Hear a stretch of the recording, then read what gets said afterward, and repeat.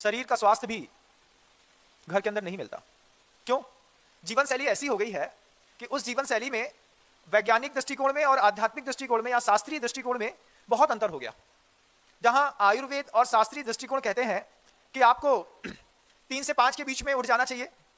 क्यों? क्योंकि लंग्स इस समय सबसे ज्यादा प्रॉपर काम करते रहते हैं। तो जो बहुत ज्यादा कॉन्शियस है अपने बॉडी को, फिजिक को लेकर के, वो 3 बजे से 5 बजे के बीच में शुद्ध प्राणवायु के लिए अपना बिस्तर छोड़ देते हैं। लंग्स तो वैसे दिन भर काम करते हैं, लेकिन इसकी सबसे प्रॉपर और हाइपर एक्टिविटीज रहती है तो सुबह 5 बजे की शुद्ध वायु के समय। उस समय आप अगर कभी सोकर के उठा हो, आपने देखा हो, तो प्रॉपर रोड में लोग वॉकिंग करते रहते हैं, घूमते रहते हैं, कुछ लोग दौड़ते रहते हैं। जो लोग वॉकिंग करते रहते हैं, दौड़ते रहते हैं, उनको दौड़ने के बाद भी लंग्स में उतना अच्छा लाभ नहीं मिलता। आप पूछ सकते हैं महाराज क्यों नहीं मिलता? उसका एक बहुत बड़ा कारण है कि जो बाहर दौड़ने वाले लोग होते हैं वो दौड़ते तो हैं, लेकिन जूते पहन करके या चप्पल पहन करके दौड़ते हैं। अगर वो पैदल चलने की कला सीख लें, जैसे दिगंबर साधु नग्नत्व विहार करते हैं, नंगे पैर चलते हैं, सुबह सुबह अपने लंग्स को ठीक करने के लिए आयुर्वेद कहता है कि आप प्रॉपर स्पीड में 1 घंटे में 6 किलोमीटर की स्पीड लेकर के नंगे पैर चलिए। आपके पूरे पैक्स पूरा सही काम करेंगे, जिससे स्वास्थ्य सुरक्षित रहेगा। लेकिन इतना हमारे पास समय नहीं है।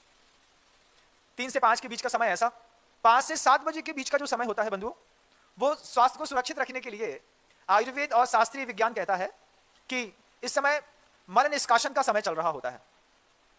सूर्योदय से पहले जो व्यक्ति मल का निष्कासन कर लेते हैं उनको बहुत लंबी और व्यवस्थित जीवन जीने का मौका बराबर मिलता है। लेकिन वैज्ञानिक युग में जीने वाले जो आज के बहुत टैलेंटेड बच्चे हुए हैं, इनको ये सब उपलब्ध नहीं है। सो के उठता ही हमारा बच्चा 8:30, पौने 9, 9, अरे महाराज कम बोल रहे हैं, 9:30 बोलिए। तो दूसरा बगल वाला कहता है हमारा लड़का तो जब हम खाना खा रहे होते हैं महाराज उस समय ब्रश कर रहा होता है। अब जो 10 बजे ब्रश कर रहा हो उसके बारे में हम क्या कहें? हमने कहा ना शुरुआत में, आंख का अंधा तो चल जाएगा, लेकिन ज्ञान का अंधा इस संसार में बहुत दुख पाता है। तो जो लोग बहुत ज्यादा पढ़ने लिखने में मशगूल हैं, वे सब पढ़े लिखे तो हैं लेकिन ज्ञान के अंधे हैं। पुस्तक के किताबी कीड़ों को मैं ज्ञानी नहीं समझता।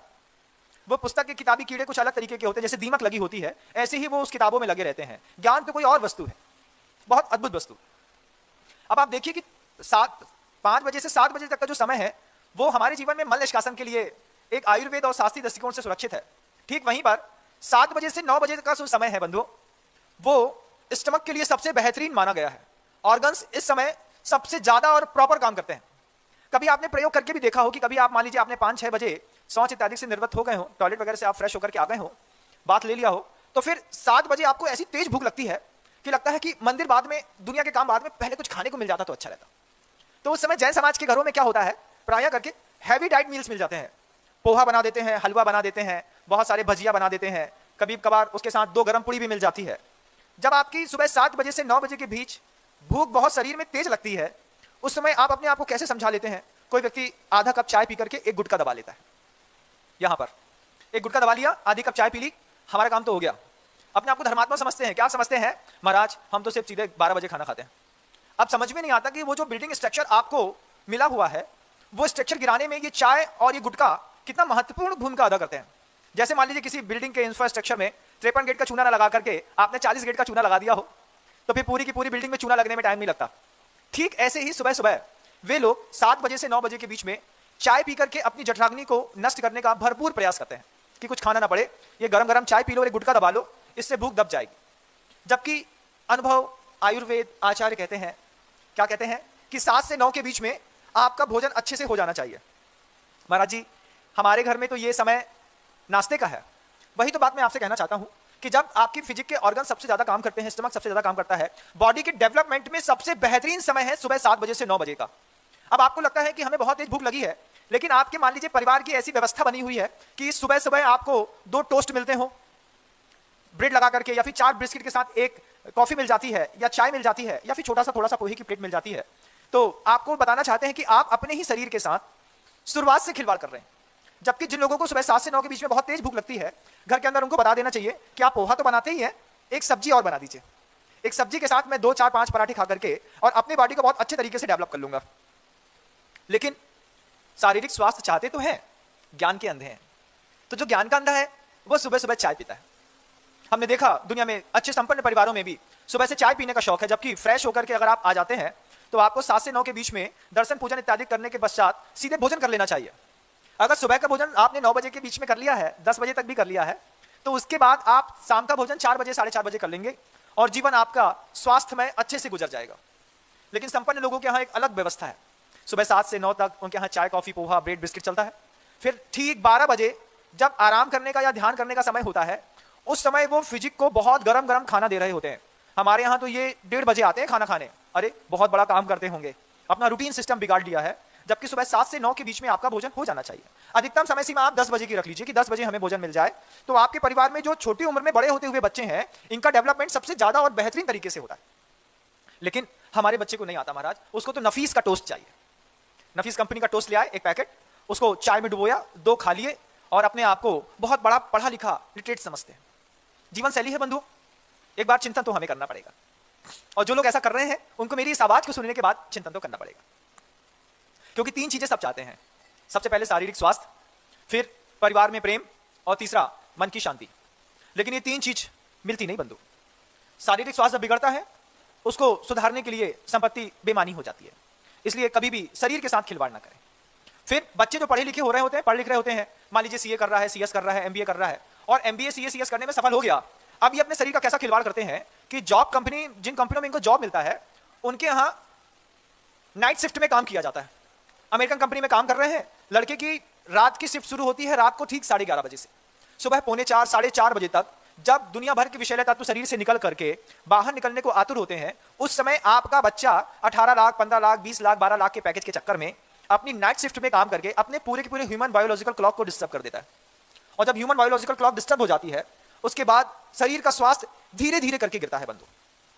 कैसा गिरता है हम आपको दिखाते हैं कि जिसकी ह्यूमन बायोलॉजिकल क्लॉक डिस्टर्ब हो गई है, वो बच्चा जो सुबह 4:30 बजे अपनी कंपनी का काम करके सोया है, वो सुबह 11 बजे सो करके उठेगा। ठीक 12 बजे उठेगा, नहाएगा, धोएगा, फ्रेश होएगा। जबकि कहा जाता है कि जब सिर के ऊपर सूर्य आ जाए उस समय भोजन नहीं करना चाहिए, क्योंकि ऊष्मा उग्रतम स्तर पर होती है। उस समय उसको उसके बैड हैबिट्स के कारण जो सामान या खाने को मिलता है, आप अचानक बोलते हैं कि महाराज ये लड़का पहले तो ठीक था, लेकिन अभी अचानक धीरे धीरे धीरे करके मोटा होने लगा है। और मोटे होने के बाद धीरे समझ में आता है कि अंदर का मांस धीरे धीरे धीरे करके सड़ने लगा है। अचानक पता चलता है कि बड़ी कंपनी में जॉब करने वाले बच्चे को अंदर हार्ट अटैक की प्रॉब्लम आ गई। उसका फैट प्रोटीन्स जो अंदर डिपॉजिट में जमा हो गया है, वो धीरे धीरे सड़ने लगा है महाराज। एक अजीब सी नई बीमारी आई है। उसका इलाज कराते कराते कराते धीरे धीरे माता पिता त्रस्त हो जाते हैं, वो व्यक्ति त्रस्त हो जाता है, पैसा पूरा निकल जाता है और एक दिन वो धीरे से वहां से निकल करके शांत हो जाता है, मर जाता है। ये आज के सिस्टम के ज्ञान के अंधे लोगों की जीवन शैली है। वे सुबह उठ नहीं सकते, समय समय पर भोजन कर नहीं सकते, शुद्ध भोजन उनको घर के अंदर रहने के बाद भी पसंद नहीं है। विदेशी संस्कृति में एक ऐसा वातावरण है, उस वातावरण में टमाटर केचप है, चिली सॉस है, ब्रेड है, बिस्किट है या फिर रेडी टू ईट मील को खाना पड़ता है। लेकिन भारतीय संस्कृति इसके बिल्कुल विपरीत समशीतोष्ण वातावरण को लेकर के है। इस समशीतोष्ण वातावरण में आपको चिली सॉस, टमाटो सॉस खाने की कोई जरूरत नहीं है। जब आपके घर में पता चलता है कि आपको फ्रेश टमाटर मिलते हैं, आप उसकी सब्जी बना सकते हैं, चटनी बना सकते हैं, खड़ा मिर्च ले सकते हैं, गरम गरम रोटी खा सकते हैं, दाल सब्जी खा सकते हैं। लेकिन बच्चों को सुख नहीं है और फिर धीरे धीरे वैभव इतना बढ़ता है कि घर के अंदर काम करने की माँ बहनों की इच्छा नहीं है। सुबह 12 बजे लड़के को खाने को होता है तो पूरी फैमिली में लोगों ने सेट कर लिया है, सब आजाद हैं घर के लोग। पति को जब इच्छा होगी बाजार से खाना बुलाएगा, खा लेगा। माँ को जब इच्छा होगी वो धीरे से फोन कर देगी, घर के अंदर थाली आ जाएगी। बच्चा अपने कमरे में ऊपर इंटरनेट के साथ इतना बिजी है, उसको जो भी खाना है जोमेटो स्विगी ला करके दे देंगे और वो खा लेंगे। बच्चे को नहीं खाया जा रहा बंधु, बच्चे भोजन नहीं कर रहे हैं, बच्चे को खाया जा रहा है इन बारीकी की समझने वाली व्यवस्थाओं के साथ। आप मेरी बात को नहीं सुनेंगे, इग्नोर कर देंगे, कोई मुझे प्रॉब्लम नहीं है, लेकिन प्रॉब्लम आपके परिवार में खड़ी होने वाली है। माता पिता सुन रहे हैं तो अपने बच्चे को संभालने की कोशिश करें। अगर बच्चा अकेला है तो बच्चा अपने आप को संभालने की कोशिश करे। कोशिश करें कि हम थाली में बैठ करके गर्म भोजन कहीं भी जाकर के कर लें, जो हमारे स्वास्थ्य के लिए बहुत ज्यादा जरूरी है। चाहते तो सब है शरीर का स्वास्थ्य सुरक्षित रखना, लेकिन उपयोग नहीं जाता।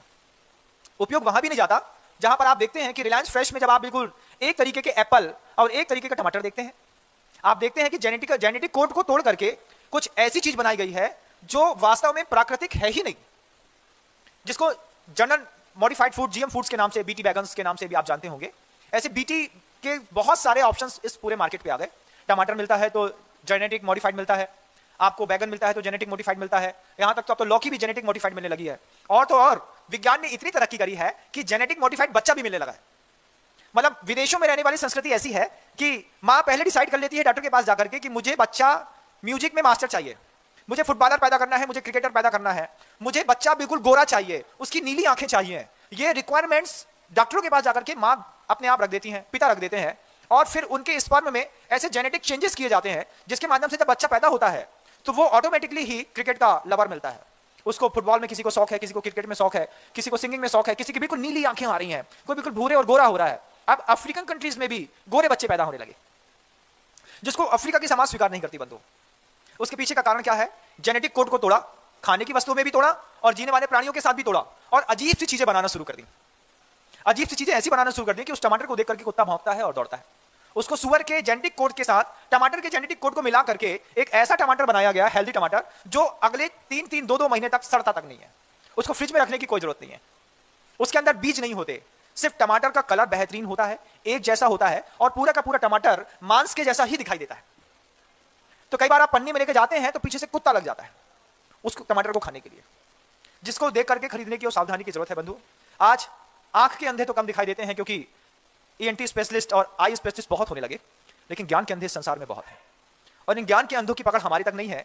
इसलिए ये मीडिया के माध्यम से वहां तक बैठे बैठे अगर मेरी बात सुन रहे हैं, माता पिता सुन रहे हैं उस बात को, अगर उनके पुत्र या बच्चे जो बड़ी बड़ी मल्टीनेशनल कंपनियों में काम करते हैं और जो जोमेटो स्विगी से पता नहीं क्या बुला के खाते हैं, कुछ भी पता नहीं रहता, उन सब से मेरा कहना है कि आसपास में किसी जैन भोजनालय को ढूंढ ले। कोई महिला अगर गरीब है और जैन है, शुद्ध शाकाहारी भोजन बनाती है और गर्म दे सकती है, और चूंकि पैसा कमाना जरूरी है, आपकी पारिवारिक परिस्थितियां हैं, तो किसी जैन भोजनालय में किसी महिला को अपॉइंट करके उसका शुद्ध भोजन लेना ज्यादा अच्छा है, अपेक्षाकृत थोड़ा स्टैंडर्ड दिखा करके अपनी मौत को आमंत्रण देने से।